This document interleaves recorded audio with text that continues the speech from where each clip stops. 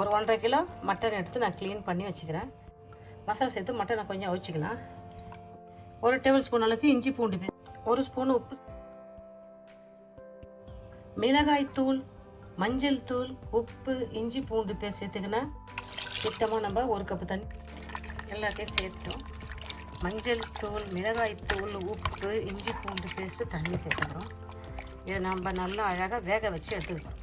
மூடி போட்டு இதை ஒரு 1/4 மணி நேரம் வேக வைக்கலாம். எடுத்துக்கிறோம். தேவைக்கு எப்பவுமே 2 பச்சை மிளகாய் சேர்த்து, கொஞ்சம் இஞ்சி சேர்த்துக்கிறேன், கொஞ்சம் நறுக்கிய பூண்டு சேர்த்துக்கிறேன். இஞ்சி பூண்டு சேர்த்துட்டோம். இதை அப்படி நம்ம அரைச்சி கொண்டு வந்துடும். ஒரு 100 கிராம் அளவுக்கு நான் நெய் சேர்த்துக்கிறேன். நறுக்கி வச்ச ஒரு பெரிய சைஸ் வெங்காயம் சேர்த்துக்கிறோம். அப்படி வெங்காயம் சேர்த்து சும்மா அப்படியே கோல்டன் ப்ரௌன் கலரில் அழகாக நம்ம வதக்கி எடுத்துக்கலாம். இங்கே பாருங்கள், நம்ம அரைச்சி கொண்டு வந்தால் பச்சை மிளகாய், இஞ்சி பூண்டு பேஸ்ட்டு, பச்சை மிளகாய், இஞ்சி பூண்டு பேஸ்ட்டு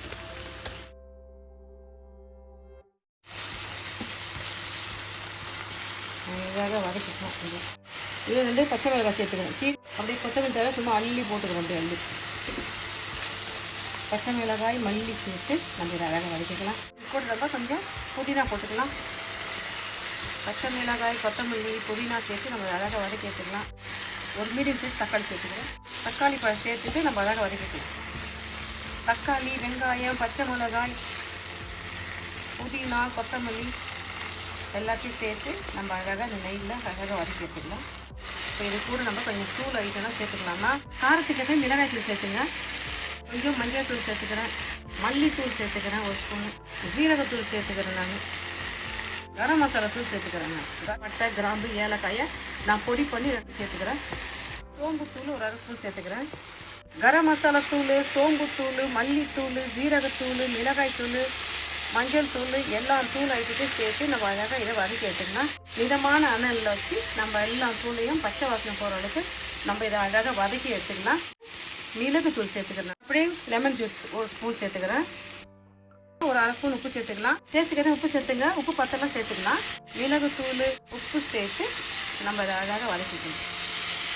எல்லா மசாலா பச்சை வாசனை சூப்பராக போயிடுது. கறியில் தண்ணியெல்லாம் சுண்டிட்டுருப்பாங்க.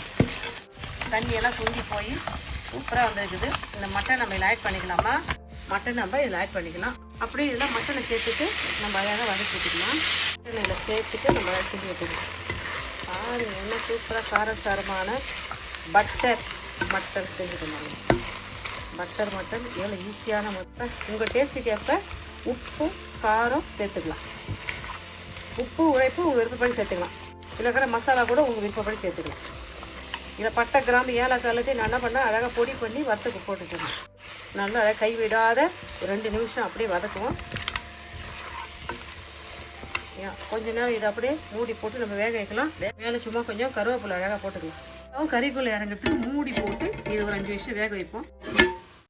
எல்லா மசாலாவும் கறியில் அழகாக ஏறிச்சு. தண்ணி ஒரு சொட்டு தண்ணி இல்லை, எல்லாம் அழகாக சுண்டிச்சு.